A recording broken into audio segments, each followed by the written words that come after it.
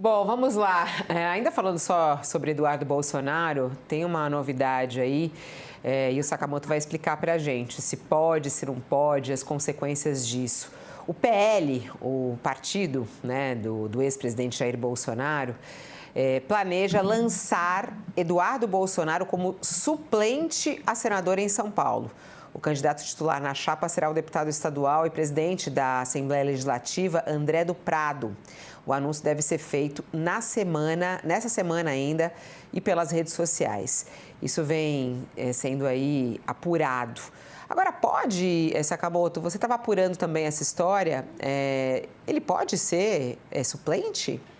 Então, Fabiola, eu estava conversando com advogados eleitorais, conversei com gente da Justiça Eleitoral, lá do TST, com relação a isso, claro, tratando o caso hipoteticamente, né? E a questão é a seguinte, claro, hoje não pesa contra o deputado federal Eduardo Bolsonaro nada com relação a que impeça ele de ser candidato, né, em outubro. Só que ele é réu, tem o processo, que ele é réu, e de todos os processos, esse é o que mais pode causar problema, é aquele processo em que ele é réu por tentar interferir no julgamento pela tentativa de golpe de Estado de seu pai, o ex-presidente Jair Messias Bolsonaro. Vamos lembrar que o próprio Eduardo Bolsonaro se vangloriou nas redes sociais do trabalho de ação junto ao governo Donald Trump, que acabou culminando na tomada de medidas drásticas contra o Brasil, como o tarifaço de 50% sobre produtos brasileiros. E uma das razões claras expostas pelo presidente Donald Trump foi o julgamento por tentativa de golpe de Jair Messias Bolsonaro. Depois, a parte das tarifas foi levantada, depois de muita conversa de todas as partes, de empresas, de governos, nem todas, mas depois a própria justiça americana deu outras decisões com relação ao tarifaço, mas o fato é que Eduardo Bolsonaro foi visto como essa pessoa que articulou uma ação para tentar interferir no curso daquele processo judicial. E aí ele é réu, vai ser julgado pelo Supremo Tribunal Federal. Ele não foi julgado ainda. E então contra ele não há uma condenação que o torne inelegível. Contudo, se essa condenação acontece daqui até a eleição, o que vai acontecer? Vai acontecer que o partido PL tem duas opções. Ou troca o suplente na chapa do André do Prado, bota outro nome, tira do Eduardo Bolsonaro e coloca outro nome, ou corre o risco de, no caso de André do Prado vencer e Eduardo Bolsonaro estiver condenado, essa chapa vai ser invalidada. E aí a chapa, esses votos são anulados para essa chapa. Então, o que acontece? Só que tudo isso depende da condenação de Eduardo Bolsonaro. Eu conversei com algumas pessoas que disseram que o tempo hábil para essa condenação é viável, considerando que quem está à frente do processo é o próprio Alexandre de Moraes, e é uma pessoa que tem se mostrado diligente nesse processo, ágil para ser bem objetivo. E tem gente que acha que sim, que tem tempo para isso, e tem gente que acha que não tem tempo para isso. Se não tiver tempo, se ele não for condenado e a chapa for eleita, o André do Prado vai ser eleito senador, Eduardo Bolsonaro suplente, eventualmente, se o André do Prado for chamado para outra ação, ser ministro ou ser secretário de algum governo, a chapa fica com quem? A vaga fica com Eduardo Bolsonaro. É uma forma dele se eleger, mesmo estando fora.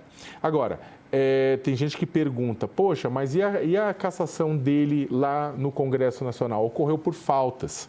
E aí eu falei com um advogado eleitoral que falou, olha, Sakamoto, o problema é o seguinte, como ocorreu por faltas, não foi por conta de quebra de decoro, é claro que a base do governo Lula, que faz oposição ao Eduardo Bolsonaro, deve entrar com ações, deve falar, não pode, olha, ele foi cassado por por faltas, mas é muito difícil imaginar que alguém que foi cassado por faltas, perdeu o cargo por faltas, vá se tornar, de fato, inelegível.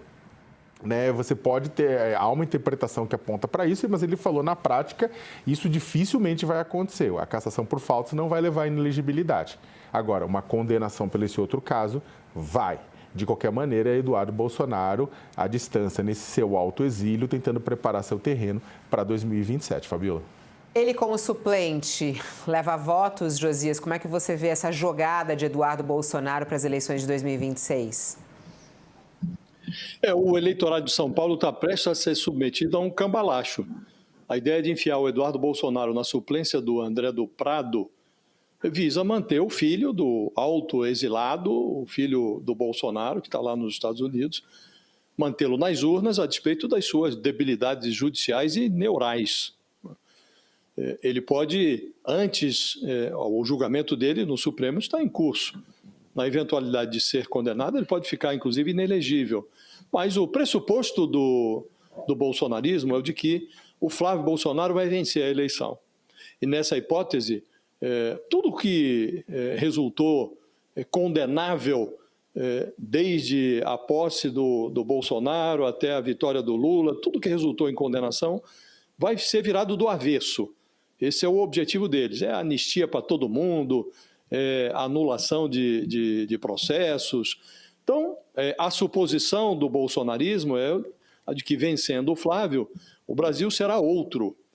Haverá uma virada de página para trás.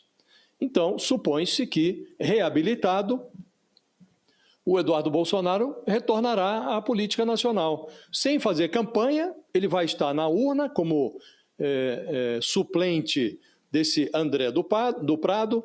Supõe-se que, na suplência, ele impulsionaria a votação do André do Prado, que hoje não é o nome mais cotado para vencer, para conquistar uma cadeira no Senado. Então, imagina-se que o Flávio Bolsonaro impulsionaria o André do Prado. E aí, no mínimo, eles fariam um acordo. Isso se faz muito no Senado com financiadores de campanha. Alguns senadores associam a sua campanha a um milionário empresário, o sujeito financia a campanha e vira suplente. Eles fazem um acordo, cada um cumpre um período do mandato, o eleito se licencia e dá lugar para que o suplente exerça um pedaço do mandato. Qualquer arranjo para o Eduardo Bolsonaro hoje é melhor do que o esquecimento no autoexílio. Então é preciso lembrar que ainda outro dia esteve nos Estados Unidos o Valdemar Costa Neto, o presidente do PL. Na sequência, também esteve com o Eduardo Bolsonaro o próprio André do Prado, que é presidente da Assembleia Legislativa de São Paulo e que está almejando essa candidatura ao Senado. Hoje, já meses depois de ter encontrado o irmão num encontro conservador lá no Texas, está de novo o Flávio Bolsonaro nos Estados Unidos, se encontrando com o irmão. Ele já botou foto, o Eduardo Bolsonaro jogou nas redes a foto do lado do irmão, está até com uma camiseta inusitada, enaltecendo a candidatura do Bolsonaro à presidência da República. Aí aparece na camiseta a imagem do Flávio misturada com a imagem do pai, metade do Flávio, metade do pai dele. Então, o Eduardo Bolsonaro, ele continua sendo, do ponto de vista do bolsonarismo, um personagem, um protagonista da campanha de 2026. Assim tem sido tratado pelo Partido Liberal, pelo Valdemar Costa Neto, pelo irmão, candidato à presidência, e por todos os acólitos do bolsonarismo. Então, é mais um cambalacho para tentar manter, fazer com que o Eduardo Bolsonaro entre na campanha, mesmo do exílio. Ele já tentou vender a tese de que poderia ser candidato fazendo campanha pelas redes sociais. Não colou. Então, ele está buscando alternativas, Fabiola. 11h05. Vamos ao intervalo para quem está conosco aqui na TV. A gente está celebrando nossos 5 anos. Vai lá para o nosso YouTube, UOL no YouTube, que você encontra a gente. E a gente que começou só no YouTube, né, Josias? Lembra? Só YouTube. Era YouTube. E aí depois a gente começou, né, na página do UOL também, mas no começo nem era o tempo inteiro, né, na página do UOL. E os recortes é o que bom. Você vira meme demais, né, ô Sakamoto? Toda hora, sim. Você se incomoda? Não. Não? Não. O pessoal, na verdade, tem uma coisa muito louca. As pessoas, na verdade, criticam, mas tem o seguinte, quando você vira meme, a mensagem da gente vai mais longe, tá? Só para lembrar. Né? Então, quando as pessoas falam, eu vou atacar o Sakamoto, pode ser que você alimente 10 pessoas raivosas, mas outras 1000 pessoas vão falar, não tinha pensado nisso. Então, por favor, continue, sinta-se à vontade, faça o meu dia. Agora, 11h06, estamos falando sobre o ex-deputado Eduardo Bolsonaro nessa jogada aí de virar suplente aqui em São Paulo, na disputa por uma vaga no Senado. Ele suplente do presidente da Assembleia Legislativa de São Paulo, André do Prado. Vai chegando por aqui um jurista, como você já sabe, o nosso All News. A gente, além dos nossos comentaristas, colunistas aqui do UOL, a gente tem um jurista, inclusive Walter Mairovich, que está de férias, mas que é amigo desse jurista que chega aqui conosco, aqui, que também está sempre conosco, professor Miguel Reale Júnior, que também desde o início do nosso All News colabora conosco, então tá na festa. Vem celebrar conosco 5 anos do nosso All News, professor. Seja bem-vindo, bom dia. Muito bem, Fabio, parabéns, uma grande conquista, 5 anos de uma grande audiência, de uma grande força de comunicação e explicação da realidade brasileira e internacional a todos os ouvintes e participantes do UOL. Muito bom. Parabéns. Isso é interessante, a gente já vai para as pautas com o professor Miguel Reale, né? Mas o professor Miguel Reale, que a gente já entrevistou ele de tantas formas aqui, tô eu, Josias e Sakamoto, que já estamos na jornada há tantos anos. Esse formato diferente, né, professor? Isso é muito interessante, que vocês todos também se adaptaram, né? Arrumar um celular, colocar um celular, um fone de ouvido, arrumar um microfone, um lugar para poder entrar ao vivo. Algo que a pandemia nos trouxe também, né? E o All News, ele vem e surge nesse novo formato que foi tão aceito pela nossa audiência. Como é que é para o senhor participar nesse tipo de formato do All News? Bom, é extraordinário porque é efetivamente uma participação. Passa a ser algo integrante do programa. É diferente. E, portanto, é com grande prazer que eu sempre retorno a conversar com vocês. É uma boa conversa que dá um sentido de intimidade, mas ao mesmo tempo é uma intimidade que se espalha e se dissemina. Essa é a vantagem do All News, é uma intimidade que se expande. Uma intimidade que se expande, adorei. Estamos de volta para quem estava conosco na TV, o All News também é TV. E a gente recebe neste momento o jurista Miguel Reale Júnior para que a gente possa falar sobre as questões jurídicas. Lula deve ou não deve indicar um novo nome ao Supremo Tribunal Federal, sobre a situação relacionada a Messias, né? Por que Messias foi derrotado? Isso ainda segue sendo assunto, inclusive, entre o presidente da República e o próprio Messias. Mas antes, eu queria um pitaco, professor Miguel Reale, aproveitando que o senhor chegou aqui, estava ouvindo a conversa a respeito de Eduardo Bolsonaro. Ele pode se lançar candidato a suplente? O que o senhor acha dessa ideia de Eduardo Bolsonaro para as eleições de 2026? Dependerá efetivamente de uma apreciação pelo TSE da sua elegibilidade ou não, né? Porque, na verdade, ele, por faltas e ausência não justificada, ele acaba sendo excluído da Câmara dos Deputados, sabendo em que medida esta falta, esta ausência gera incompatibilidade para uma nova candidatura. Se eles tornam-se, em função disso, da perda do mandato por infração disciplinar, ele torna-se inelegível. Eu creio que a Constituição não estabelece essa hipótese e, portanto, eu acho que a solução não seria de considerar inelegível.